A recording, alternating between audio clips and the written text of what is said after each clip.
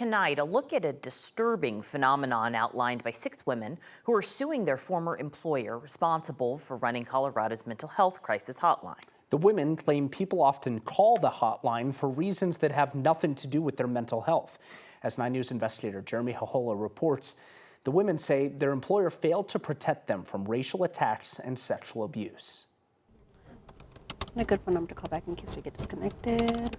It really is a lifeline. The number 988 in Colorado connects you to trained social workers who help people in a crisis. People in financial crisis, housing crisis. They often talk people out of taking their own lives. They don't have anybody. And that's what you get a lot of times. No family, no friends, nobody. Every month, people call the hotline more than 20,000 times, but among some of them is a nefarious type of caller. In the industry, they are called sex-grat callers, short for sexual gratification.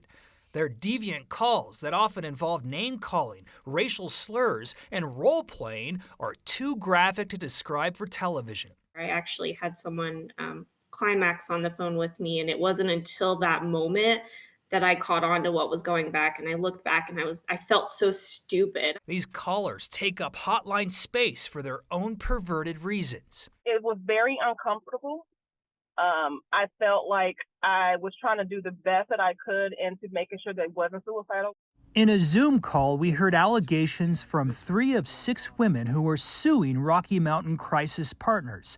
That's the company that was running Colorado's 988 hotline until this past weekend. As it continued to happen, by the end of my employment, I was drained. The women claim Rocky Mountain Crisis Partners often forced them to stay on the line with sex-grat callers for numerous minutes, even when they were known abusers of the hotline. It was very anxiety inducing.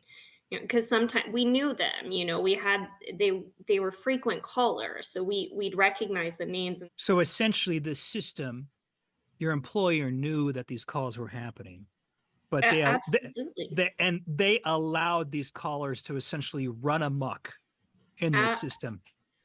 Absolutely. And I pointed out to my supervisor, I said, this is a really unsafe practice. You guys should do something differently. And it was really just completely blown off. Rocky Mountain Crisis Partners terminated these women because they discussed these callers in a text thread, according to their lawsuit.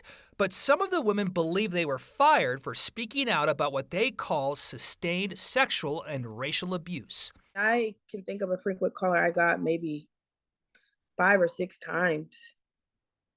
And with the same story. Rocky Mountain Crisis Partners did virtually nothing. Their attorney, Iris Halpern, says the company's policy was too protective of sex-grat callers, which caused anxiety and stress among the crisis managers. Across the board, our clients want to make sure this does not happen to other people, that it's a sustainable field. And because the company failed to stop the harassment and sexual abuse, Halpern says her clients' civil rights were violated. That could take minutes and you're still being abused, whether it's sexually, racially. It's just not a pleasant feeling whatsoever. It's Jeremy Hohola reporting. Rocky Mountain Crisis Partners would not comment for this story, citing the pending litigation. A new company based in Arizona took over the hotline just this weekend. Company spokesperson told us their crisis managers are empowered to hang up the phone if they feel that they're being abused.